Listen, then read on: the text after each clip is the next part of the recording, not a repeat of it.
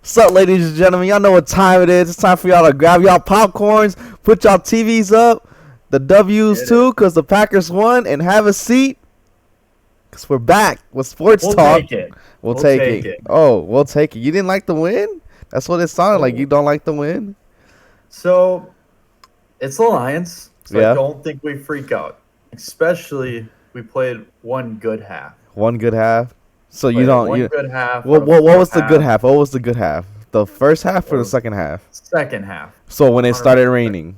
When it started raining. Let's hope that's not it. So you earlier texted me like I got something to rant about on the video. Yeah. I don't know what that is, so Okay. I want to hear it. What's your biggest takeaway from the game? So my biggest takeaway from the game, they bounced back. A-Rod did his thing. A-Rod's back. He was never gone. He was right. I agree what he was saying. Like at first I didn't. I thought he was throwing the game on purpose. But when I like started looking into it, because I didn't get to watch the game, so I don't really know what.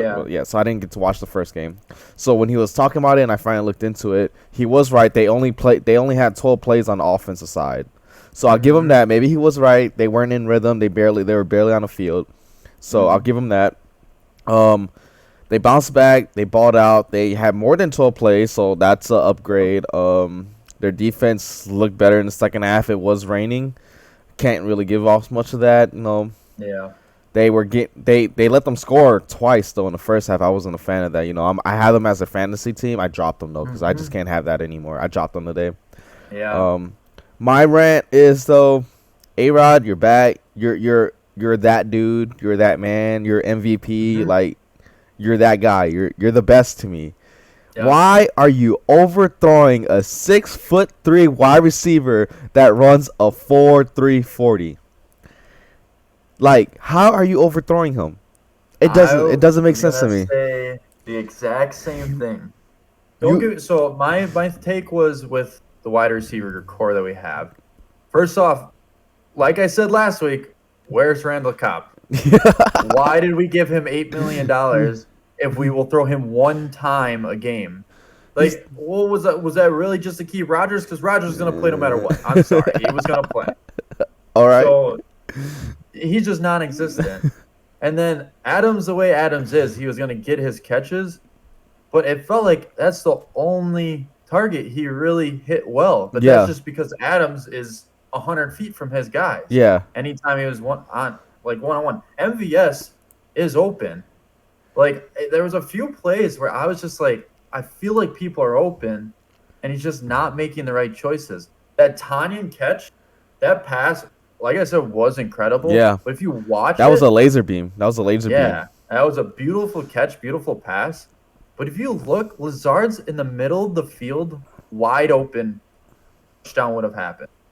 You think he doesn't trust these guys? That's why he's only because Lazard he liked last year. It felt like he was getting touches all the time, and both Cobb and him I feel like are getting nothing, and it's just Adams right now. Yeah. And it was like that last year. It was like that last year, and that's why in the regular season we lost to Tampa because the two picks that Rodgers threw were forced balls to Adams. Yeah. Both of the picks he threw in that first game against Tampa, he forced the ball to Adams, and that's when I was like, we're not going to win it if he doesn't trust his other wide receivers. And then that's when he started throwing the ball to Robert Tonyan. So he's got to trust his other guys. I don't understand how you overthrow MVS. Like, he's fast. That guy is fast. So the fact that you can overthrow him is ridiculous to me. Yeah, I just don't understand. I felt like there's times where he would take a sack. Yeah. And he normally wouldn't. He's been doing that. He's been doing that. I don't know why he's taking sacks. It's crazy. I saw a stat about how the percentage of passes he completes when he's in the pocket and when he's outside the pocket this year, or in the last 2 games.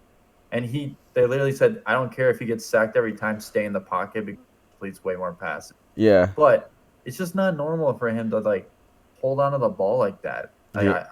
He normally gets rid of it. He gets rid of it. I would like to say because he doesn't do preseason, once again, he has like no live action, especially Yeah. not doing anything in the offseason for the most part. It's like this is his live action. Hopefully, that second half was more of the groove with them. Get back into that groove. But I would like to see more people than Adams getting targeted. I want to see. So they activated St. Brown. I'm an advocate for St. Brown. Yeah. To me, he's another MVS. 6'3", runs a 4.3 40. You know, he's tall and fast. I like those guys. Yeah, and tall I know and Roger fast. likes him a lot. Yeah, he had one catch, so he was in the game. But why are you? Can you script some plays for him? Like, why are these? Why are we only scripting plays for Adams? Like, yeah, I don't understand. And I don't know if we are a little. We didn't see as much for the fact that Aaron Jones scored, what, 4 touchdowns? Yeah, 4 touchdowns. I mean, when you can keep kicking it to him and he runs for 10, 20 yards, I mean, that's exactly what we want. Yeah. But the fact that the targets were either a little kick to him or Adams, it's like last year all over again, man. It's like last year all over again. I think we have great receivers besides Cobb that we should never have signed. But like, I love Cobb. Don't get me wrong. Cobb is there for the playoffs, man. You got to understand this. When we're in a tight game in the playoffs, and they're double teaming Adams, and he's overthrowing MVS, and it's fourth down for 5 yards. Cobb's gonna be open. That's what Cobb's there for. Like right now, it's gonna look soft. It's like, why do we get the guy? But he's there for the playoffs. So, $8 million, I hope is worth it. So hey, let's get that ring, man. They play San Fran this year. What do you hope for them to do, man? This is definitely a better of a team. I think I was looking at the power ranks. They're one below them in the power ranks. I mean, it's going to be a lot tougher matchup, especially their defense wise. So, I mean, they have to come out and play the defense. One thing I think LaFleur said in the press conference, they want to be aggressive. On defense or on offense? They want to be aggressive at the beginning of the game. Yeah. I guess since LaFleur, he never once picked to take the ball in the first half. He's always picked to defer. I'd rather defer it every time. I'd rather defer. He wants to start getting aggressive. He wants to be the first one to punch it in the end zone right away. He wants to start trying to be not playing from behind like they were. I mean, that first half, it was ugly. I thought we were in for a long ride. Yeah. And I'll put one thing out there that is not going to agree with anyone. I don't think we need to give as much crap Kevin King like we are. He did have, I think, one of the 2 touchdowns they scored. The 1 touchdown, not as much his fault. After listening to people the last couple of days, a lot of people have a lot of faith in Kevin King, and they say it wasn't as bad as people think. Yeah, because they think of, obviously, Buccaneers last. So anything he does wrong, everyone gets frustrated. Yeah. But he actually, in the 1 touchdown, was his fault. He screwed it up. But that 1 catch in the end zone, that was tough play. There wasn't much negative you can say about it. They put him on the inside. I was reading that. They put him on the inside towards the end of the game, and they really liked him there. And I think they moved, I don't know if it was Stokes to one side instead of they moved stuff around where they're liking him where he was in the second half really well. But a lot of people You sure it wasn't the rain? Yeah, I keep saying it, so let's hope next week. Because every time I say Kevin King, I'm a fan, and I think he'll be great. I'm a huge Kevin King fan. Oh, man. In the Buccaneers game before that, I was like, Kevin King's just fine. He's going to get an interception, and it's going to be huge. And let's not talk about that, man. My words. Yep.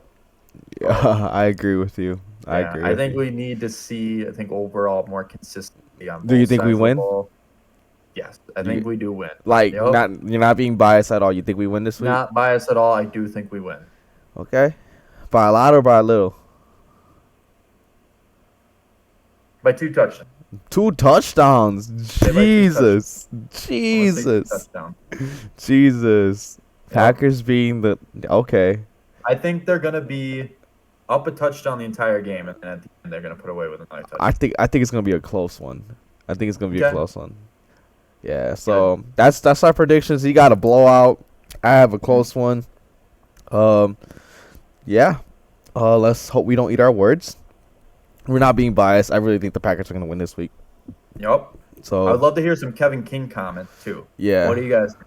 Well, Eighth? I'm titling the video "Leave Kevin King Alone." I'm letting you know right now. That's the title of the video. See how it goes. Yeah. See how much comments you get that. Well, yeah. Please leave a comment down below on your predictions for this week. Leave a comment below on how you feel about Kevin King, or if you think it was the rain. Like the video. Please subscribe. This is Luck and Dane. We out. Peace.